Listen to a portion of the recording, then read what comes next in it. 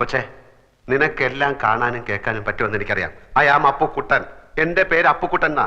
വഴി വെച്ച് നാട്ടുകാരെല്ലാം കൂടെ നിന്നെ എന്റെ തലയിൽ വെച്ച് തന്നതാ. ഇവിടെ കൊണ്ട് ഞാൻ ഇറക്കി. അതോടെ അവരെല്ലാം കൂടെ പിടിച്ച് എന്നെ നിന്റെ ഭർത്താവാക്കി. ഇടിവെട്ടി അവന്റെ തലയിൽ പാമ്പ് കടിച്ചു എന്ന് കേട്ടിട്ടുണ്ടോ? ആ ഗതിയാ ഇപ്പൊ എന്റത്. അതുകൊണ്ട് സത്യം തുറന്ന് പറഞ്ഞേക്കാമെന്ന് കരുതിയാ ഇപ്പൊ ഞാൻ വന്നത്. അപ്പൊ ഇവിടെ ആരുമില്ല, എല്ലാരും നല്ല ഉറക്കം.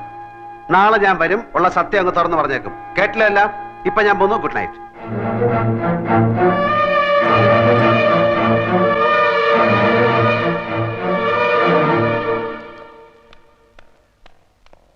അവിടെ നിന്നേ, അവിടെ നിന്നേ. ഒരു പാവം പിടിച്ച പെണ്ണിനെ പ്രേമിച്ച് കെട്ടിയിട്ട് അവളെ ഒന്നിനും കൊള്ളാതായപ്പോ മുങ്ങി രക്ഷപ്പെടാൻ നോക്ക. അങ്ങനെയൊന്നുമല്ല. പിന്നെ താനല്ലടോ അവളുടെ ഭർത്താവാണെന്ന് പറഞ്ഞു ഓപ്പറേഷന് മുമ്പ് ഒപ്പിട്ടത്. അതൊരു പെണ്ണുമ്പോൾ അവിടെ ഒപ്പിട ഇവിടെ ഒപ്പിട അവിടെ ഒപ്പിട എന്ന് പറഞ്ഞപ്പോ ഞാൻ ഒപ്പിട്ട് പോയതാ. അതിപ്പോ നീ ഉണ്ടാക്കിയ സൂത്രല്ലേ? സൂത്രോ? ദേവരാരി മറ്റേ വർത്താനം പറയരുത്. എന്റെ പേര് KC അപ്പുക്കുട്ടന.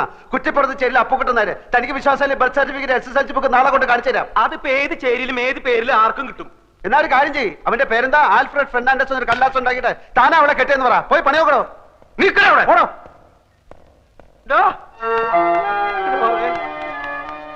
അപ്പൊ സത്യം പറയാൻ പോവാ?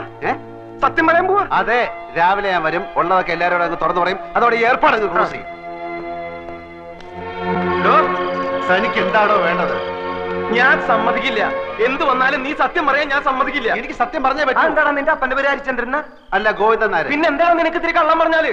എനിക്ക് കള്ളം പറയേണ്ട കാര്യമില്ലല്ലോ. എന്റെ പൊന്നാൽഫി മോനെ. ഓ അപ്പുക്കുട്ടൻ നായരുടെ മോനെ, ഞാൻ പറയുന്നൊന്ന് കേക്ക്. നീ പറഞ്ഞത് ശരിയാ, കള്ളം പറയേണ്ട കാര്യം നിനക്കില്ല. പക്ഷെ ഇവിടത്തെ സ്ഥിതി കൂടി ഒന്ന് ആലോചിക്കണ്ടേ?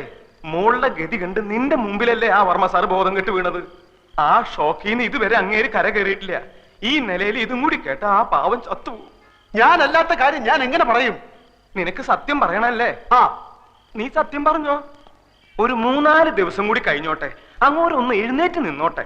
എന്തും കേൾക്കാനുള്ള മനക്കെട്ടി അദ്ദേഹത്തിന് വന്നോട്ടെ. നിന്നെ ഞാൻ ഈ ഇരവിക്കുട്ടിപ്പിള്ള അദ്ദേഹത്തിന്റെ മുന്നിൽ കൊണ്ടുവന്ന് നിർത്തി സത്യം പറയിപ്പിക്കുക. അതുപോലെ അതിനിടെ ശരിക്കുള്ള വന്ന ഞാൻ കള്ളനാവില്ലേ? വരുന്നെങ്കിൽ എന്നേ വരണമായിരുന്നു. നമുക്കറിയാത്ത എന്തൊക്കെയോ കുഴപ്പങ്ങൾ നടന്നിട്ടുണ്ട്. ചന്ദ്രക്കുഞ്ഞു വാ തുറക്കാതെ നടന്നോ ഒന്നും അറിയാനും പറ്റില്ല. ഇനി അഥവാ വന്നാൽ ഞാൻ പറയും. ഞാൻ പറഞ്ഞിട്ടാണ് നീ ഈ നല്ല കാര്യത്തിന് കൂട്ടുനിന്നതെന്ന് പോരെ. ഒരു 3 ദിവസം നീ ഇവിടെ വരിക പോവാ. ഏതല്ലാത്ത ഉപകാരല്ലേ? നീ വരുമോ? 3 ദിവസം കഴിഞ്ഞാൽ ഞാൻ സത്യം പറയും. നീ നല്ല പയ്യനാണ്. നിന്നെ കണ്ടപ്പോഴേ എനിക്കത് അറിയാമായിരുന്നു. എന്നാ ശരി, ഞാൻ ഗുഡ് നൈറ്റ് പറഞ്ഞോ? ഇല്ല. Good night. Good night. ഞങ്ങളുടെയൊക്കെ പ്രാർത്ഥനയുണ്ട്, വേഗം സുഖാവും. പാല് ഫ്ലാസ്കിലുണ്ട്.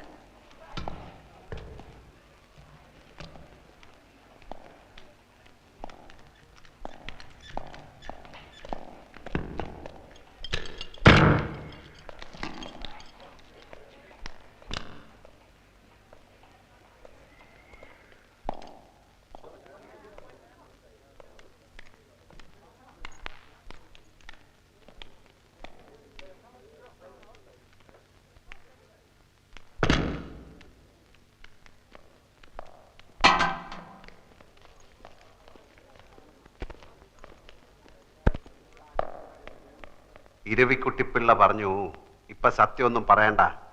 ഇപ്പൊ പറഞ്ഞ തന്റെ അച്ഛന്റെ കാറ്റ് പോകുന്നു. അതുകൊണ്ട് ഞാനിപ്പോ ഒന്നും പറയുന്നില്ല. ഇപ്പൊ ആ മുറിക്കകത്തുള്ള ആരാ? അതല്ലേ ചന്ദ്രകുഞ്ഞിന്റെ ഭർത്താവ്. ഈ കക്ഷി അത്ര കപ്പാസിറ്റി ഉള്ള പാർട്ടി ഒന്നും അല്ലല്ലേ?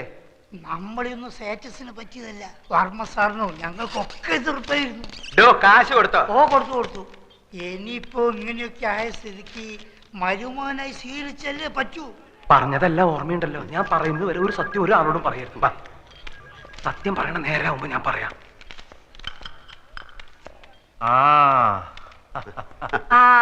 ആൽഫി വന്നോന്ന് അനിയൻ അന്വേഷിക്കായിരുന്നു. നല്ല ചായ ഉണ്ട്, വീട്ടിൽ നിന്ന് കൊണ്ടുവന്നാ.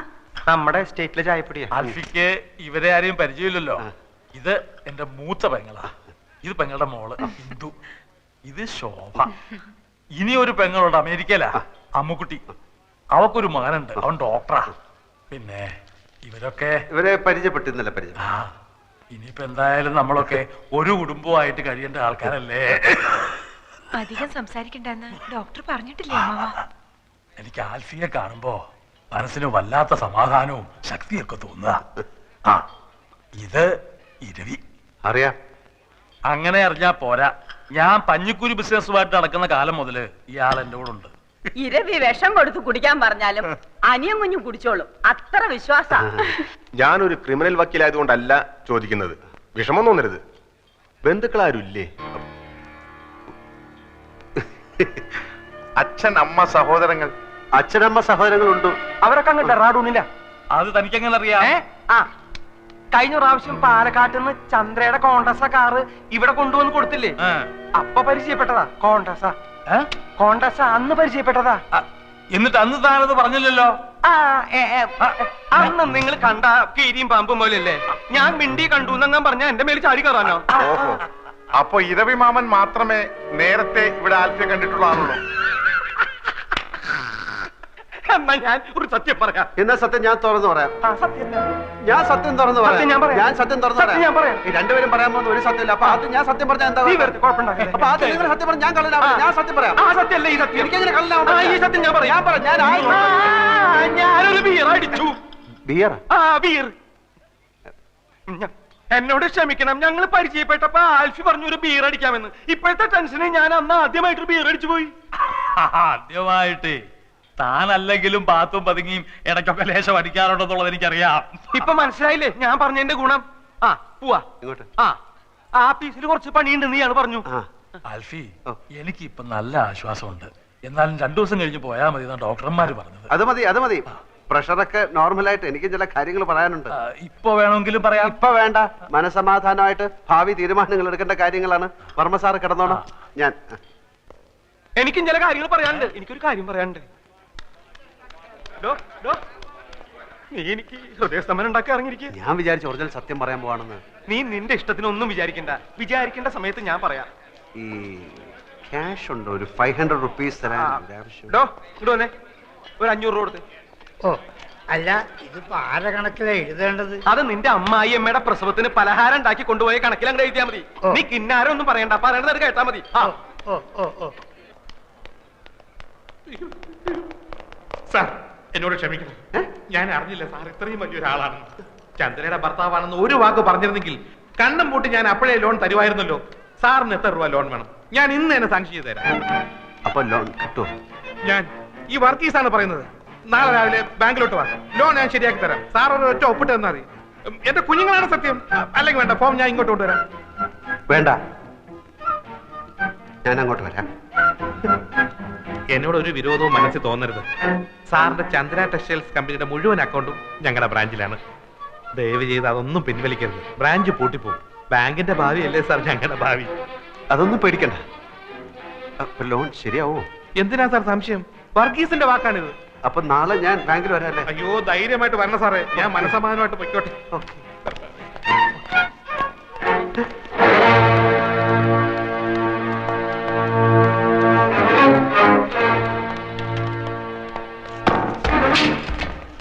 എന്ത് പറ്റിയടാ? എന്ത് നമ്മൾ ഈ പെട്ടിയിലെ സാമാനങ്ങൾ വിൽക്കാൻ നോക്കി. ये चंद्रा कौन है? What's the matter? कौन है Chandra? Chandra, she's my wife. ये बैग तुम्हारा है? It's my bag. It's my bag. देखिए, इसको हमने इस बैग के साथ एक अजीब हालत में पकड़ा है और इस पर जो टैग लगा है वो हॉस्पिटल का है. It's my bag and he's my servant and he's bringing this bag. But he looks like a thief. Not only his face, but his father's face is also looks like a thief. Thank you very much, sir. Oh, I see. Thank you very much. Thank you for the bag. चलो चलते हैं. നമ്മളാണ് ഒറ്റ മുക്കാല് കയ്യില്ലാത്തോണ്ട് കിട്ടുന്ന നാട്ടെന്ന് വെച്ചിട്ട് ഞാൻ പടച്ചോനെ കണ്ടു. ഏത് പഠിച്ചോ? എടാ, ഞാൻ കുറച്ചു മുമ്പ് പടച്ചോനെ കണ്ടു. ബാങ്ക് മാനേജർ രൂപത്തില്. ബാങ്കിൽ ചെന്ന് ഒപ്പിട്ട എത്ര ലക്ഷം രൂപ ആണെങ്കിലും കിട്ടും. 4 ലക്ഷം ഒന്നും അല്ല. നേരാണോ നീ താങ്ക് യു. അയാൾ വിചാരിച്ചിരിക്കുന്നത് ഞാൻ പെണ്ണിന്റെ ഭർത്താവാണെന്ന്. അതുകൊണ്ട് ഈ ലോൺ കൈ കിട്ടുന്നിടം വരെ ഞാൻ ഈ കളി തുടരാൻ പോവാണ് മോനെ. ഇനിയിപ്പെങ്കിലും നല്ല ബുദ്ധി തോന്നിയല്ലടാ മോനെ.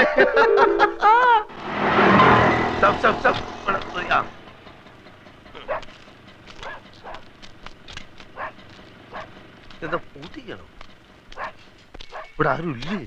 இங்க யாரும் கிடையாது சார். அவங்க வீட்டை காலி பண்ணிட்டு போயிட்டாங்க. எங்க? தெரியாதுங்க.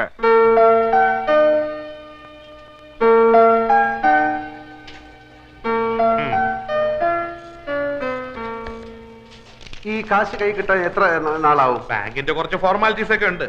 ഹെഡ് ക്വാർട്ടേഴ്സിൽ നിന്ന് ഓക്കെ വരണം. ഞാൻ റെക്കമെൻഡ് ചെയ്താൽ പ്രശ്നമൊന്നുമില്ല. എന്നാലും കുറച്ച് ഫോർമാലിറ്റീസ് ഒക്കെ എളുപ്പം വരുമല്ലോ അല്ലേ? സാറിന്റെ കാര്യത്തിൽ ഞാൻ ഉഴപ്പോ ഏറിപ്പോയ ഒരാഴ്ച. ഓ മതി മതി. പിന്നെ ഞാൻ ആശുപത്രി വരാം. എന്തിന്? അമ്മാവനോട് റെക്കമെൻഡേഷൻ. ചന്ദ്ര ടെക്സ്റ്റൈൽസിന്റെ അക്കൗണ്ട് മാത്രമേ ഇവിടെ ഉള്ളൂ. ചന്ദ്ര ടീയുടെ അക്കൗണ്ട് യൂണിറ്റി ബാങ്കിലാണ്. അതിങ്ങോട്ട് മാറ്റി കിട്ടിയാൽ അമ്മാവന് സുഖമല്ല ഇരിക്കല്ലേ? ഇപ്പൊ വേണ്ട, ഞാൻ സൗകര്യമായിട്ട് ഒരു ദിവസം ആശുപത്രി വരാം. നല്ല മൂടി ഇരിക്കുമ്പോ നമുക്ക് പറയാം. ആ അക്കൗണ്ട് ഇങ്ങോട്ട് മാറ്റി കിട്ടിയ എന്റെ പ്രൊമോഷന്റെ കാര്യം ഷുവറാ. പിന്നെ സാറിന് ഞാൻ ലോണെന്നും പറഞ്ഞ് 50-60 ലക്ഷം എഴുതി തരും. സമയാവട്ടല്ലേ? ഇതിന്റെ കാര്യം ഒരാഴ്ച. ഓക്കെ.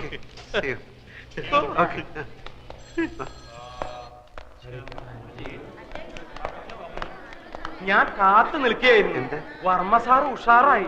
ഡോക്ടർ ചെക്ക് ചെയ്തിട്ട് ആളിപ്പോ ഇരുമ്പ് പോലെ ഉണ്ടെന്ന്. അത് നന്നായി. മൂപ്പർക്ക് വിഷമാവുമെങ്കിലും ഇനിയിപ്പോ ഉള്ള സത്യം പറയാൻ മടിക്കണ്ട. നമുക്ക് ഇപ്പൊ തന്നെ പറയാം അല്ലേ? എന്ത്? താൻ ആൽഫിയല്ല അപ്പുക്കുട്ടനാണ്, ചന്ദ്രകുഞ്ഞിന്റെ ഭർത്താവല്ലാന്ന്. എനിക്ക് വയ്യ. അതെന്താ? എനിക്ക് വയ്യേ. അതെന്താന്നാ ഞാൻ എനിക്ക് വയ്യ. അത് തന്നെ. അപ്പൊ എന്താടാ നിന്റെ ഉദ്ദേശം? ഉദ്ദേശം പിന്നെ പറയാം. ഞാനാണ് ആൽഫി, ചന്ദ്രയുടെ ഭർത്താവ്. അത്രയും മനസ്സിലായോ? 14-ാം തീയതി ഞങ്ങൾ രജിസ്റ്റർ കച്ചേരിയിൽ വെച്ച് കല്യാണം കഴിച്ചു. തൽക്കാലം ഇതൊന്നും മാറ്റി പറയാൻ സൗകര്യമില്ല. അത് തന്നെ.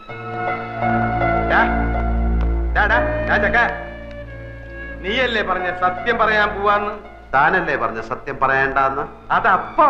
എന്നാ ഇതിപ്പോ.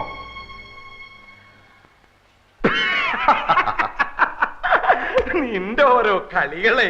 ബാ നമുക്ക് പോയി പറയാം. താൻ എന്താ കിടക്കുന്നത്? അപ്പൊ നീ പറയില്ല അല്ലേ? ഇല്ല. വേണ്ടടാ, നീ പറയണ്ട.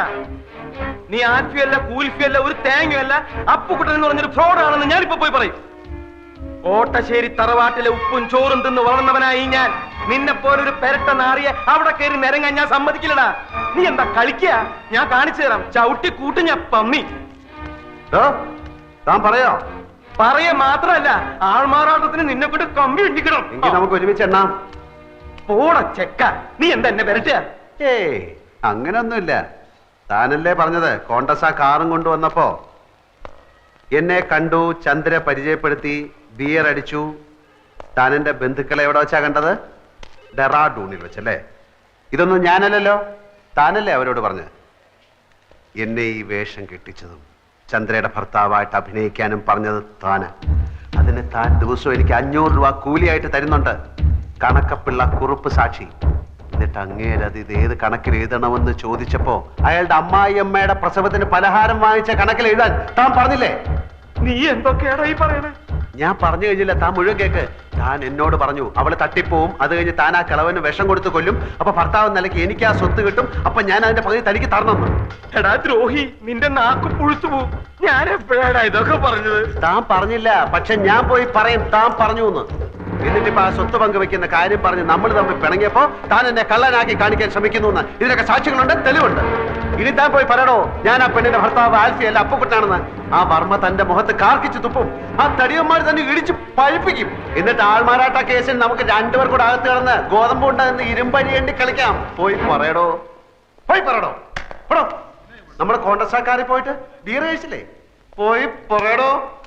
എനിക്ക് മുകളിൽ ആകാശവും താഴെ ഭൂമിയാണ്, എനിക്കൊന്നും നോക്കാനില്ല. പോയി പറയടോ,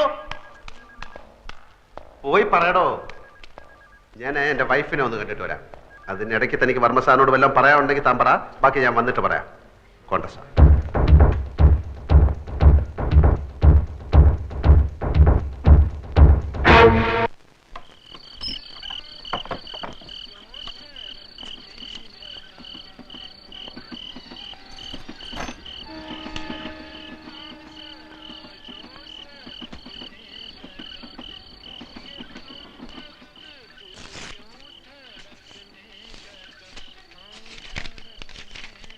പ്രിയപ്പെട്ട ഏട്ടന്, ഏട്ടൻ എന്നാ ഇങ്ങോട്ട് വരുന്നത്? ഇവിടുത്തെ കാര്യങ്ങൾ കഷ്ടമായിക്കൊണ്ടിരിക്കുകയാണ്. എൻ്റെ കാതിലെ കമ്മൽ ഇന്നലെ വിറ്റു. കോടതി ഇന്നലെ വേനൽ അവധിക്ക് അടച്ചു. തുറന്നിട്ടേ വിധി വരൂ. അച്ഛന് ഊണും ഉറക്കവുമില്ല. ചിലപ്പോ ഒറ്റയ്ക്കിരുന്ന് കരയുന്നത് കാണാം. എന്നും ചേട്ടൻ എപ്പോഴാ വരുന്നതെന്ന് ചോദിക്കും. ഒരു സമാധാനത്തിനെങ്കിലും ഒരു എഴുത്ത് അച്ഛൻ എഴുതണം.